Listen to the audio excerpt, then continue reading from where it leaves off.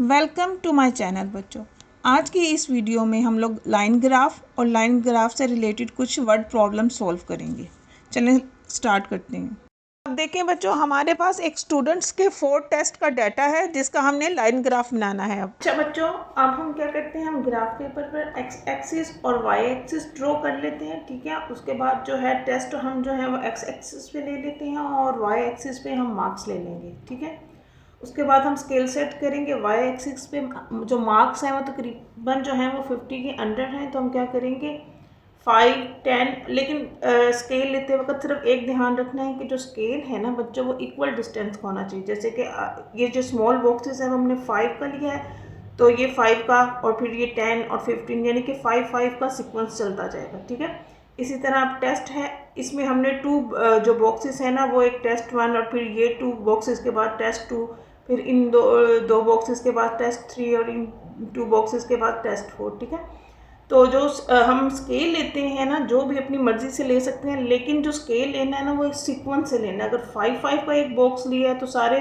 Boxes 5 के, और यहाँ पे जो मैंने टेस्ट है वो 2 बॉक्सेस के डिस्टेंस से डिफरेंस से लिए हैं, तो हर जो टेस्ट है वो 2 बॉक्सेस के जो है ना वो डिफरेंस से जो है वो हम इसका जो है ना स्केल बना लेंगे। ठीक है, उसके बाद अब हम वैल्यू देखते हैं। टेस्ट वन की वैल्यू है हमारे पास 45। ठीक है, तो टेस्ट 1 यहाँ से देखें, ये लाइन जा रही है टेस्ट 1 की और यहाँ से ये है 45। ठीक है, यहाँ पर हम एक डॉट लगा लेंगे।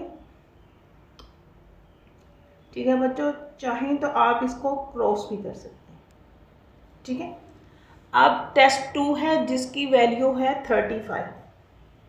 ठीक है, उसके मार्क्स के हैं 35। अब ये टेस्ट 2 है और यहाँ से ये 35। ठीक है, यहाँ पे एक डॉट्स लगाएं और इधर क्रॉस भी आप लगा देंगे। ठीक है, अब टेस्ट 3 में क्या नंबर आए हैं बच्चों, 40। ठीक है, टेस्ट 3 में क्या मार्क्स आए हैं, 40 मार्क्स आए हैं। यहाँ से टेस्ट 3 चलेगा, वहाँ से 40 मार्क्स चलेंगे। यहाँ भी देखिए ये यहाँ पे है, यहाँ पे आप एक क्रॉस लगा दें। ठीक है, उसके बाद टेस्ट 4 में कितने नंबर हैं, टेस्ट 4 में है 30 मार्क्स। यहाँ से टेस्ट 4 और यहाँ से ये 30। ठीक है, यहाँ पे आप एक क्रॉस लगा दें बच्चों। ठीक है, अब क्रॉस लगाने के बाद आपने क्या करना है, ये जो पॉइंट है ना आपने इसको एक लाइन से जो है ना वो ज्वाइन कर लेना है। ठीक है, पहले टेस्ट 1 को टेस्ट 2 से। ठीक है, फिर टेस्ट 2 की मार्क्स को टेस्ट 3 से।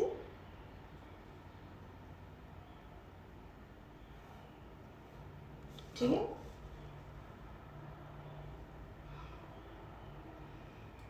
और टेस्ट 3 के मार्क्स को टेस्ट 4 से।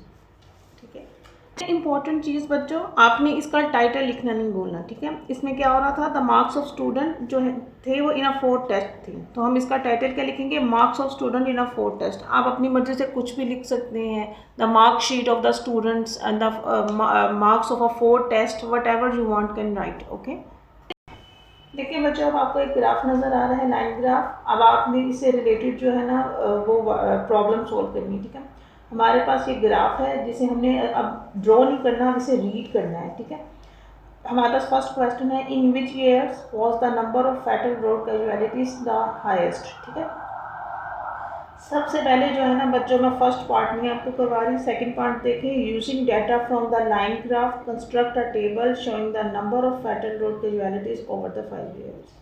इस सबसे पहले मैं आपको फर्स्ट पार्ट करवा देती, लेकिन सेकंड पार्ट में जो है हमें वो उसका सारा डाटा बनाना है। जब हम डाटा बना लेंगे ना इस ग्राफ का बच्चों, तो इजीली जो है ना हमें पता चल जाएगा कि क्या वैल्यूज़ हैं और किस तरह उसको सोल्व करना है। ठीक है, तो पहले हम सेकंड पार्ट करते हैं। उसके लिए बच्चों देखें, मैंने यहाँ पे जो है ना वो टेबल ड्रॉ कर लिया है। ठीक है, पहले हमने क्या लेना है, पहले हमने एयर्स लेने हैं और फिर हमने number of fatal road casualties लेनी है। ठीक है, तो सबसे पहले ईयर्स कौन कौन से, 2005, 2006, 2007, 2008 एंड 2009। ठीक है, अब जो है हमने ना लाइन ग्राफ को जो है ना वो रीड करना है और देखना है कि हमारी वैल्यू क्या है। ठीक है, 2005 पे देखें बच्चों हमारी क्या वैल्यू है, देखिए स्केल पहले चेक करें, 170, 180, 190, ठीक है, 150, 160, 170, 180, 190, यानी कि ये 10 के डिफरेंस से जा रहा है। तो 170 और 180 के दरमियान में आप देखें बच्चों 5 लाइन्स हैं, तो हर लाइन्स में डिफरेंस किस तरह भरा है, 2 के डिफरेंस से, 170, 172, 174, 176, 178 और 180, ठीक है। तो अब ये आप लाइन देखें, ये 170 और 172 और 174 के दरमियान है, यानी कि जो क्रॉस लगा है वो 172 और 174 के सेंटर में है। इट्स मीन कि ये 173 है। तो हमारे पास 2005 में क्या आई, वैल्यू आई 173, ठीक है। अब हम यहाँ पे लिख लेंगे 173। अब देखें 2006 में इसी तरह 2 के डिफरेंस से हर जो इनके सेंटर में लाइन है वो बढ़ रही है बच्चों। तो 2006 में जो है ना वो 190 पे है, तो ये एग्जैक्ट जो है वो 190 है, तो हम यहाँ पे 190 लिख लेंगे। अब अच्छा बच्चों, अब 2007 में देखें, ये क्रॉस जो है 210, 212 एंड 214, तो ये क्रॉस 214 पर है। 2008 में देखें, अब ये क्रॉस 220 और 222 के सेंटर में है, तो बच्चों ये हुआ 221।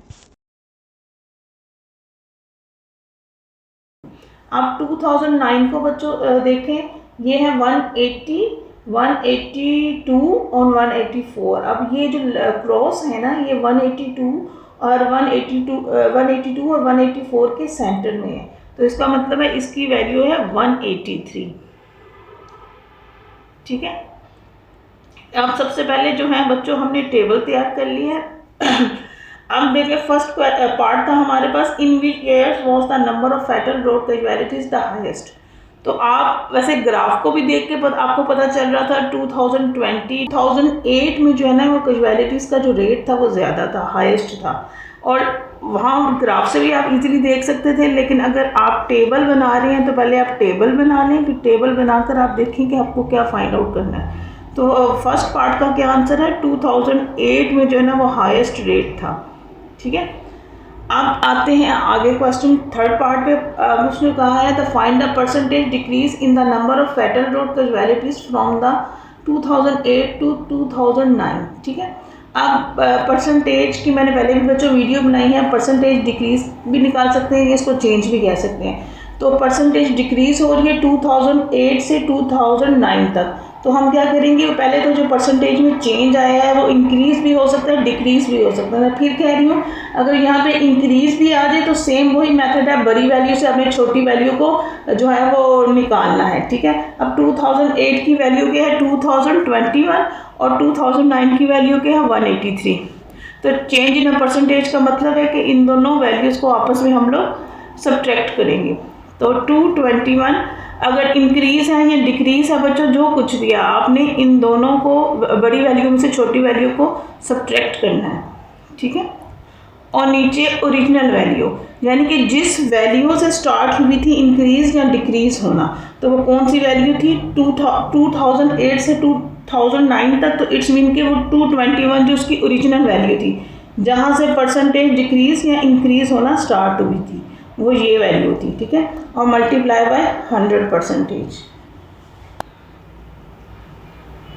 221 माइनस 183, ठीक है बच्चों। आंसर क्या आ गया हमारे पास 38 डिवाइडेड बाय 221 और मल्टीप्लाई बाय 100%। अब 38 को डिवाइड करें 221 से, तो आंसर आ गया 0.17, ठीक है, मल्टीप्लाई बाय 100%, या 0.1719 कर लें आप लोग, जो भी आप कर सकते हैं। 4 नंबर तक वैसे लिखा जा सकता है, 3 नंबर तक भी लिख सकते हैं। मल्टीप्लाई बाय 100 करेंगे तो बच्चों तो आंसर क्या आ गया 17.19%, ठीक है।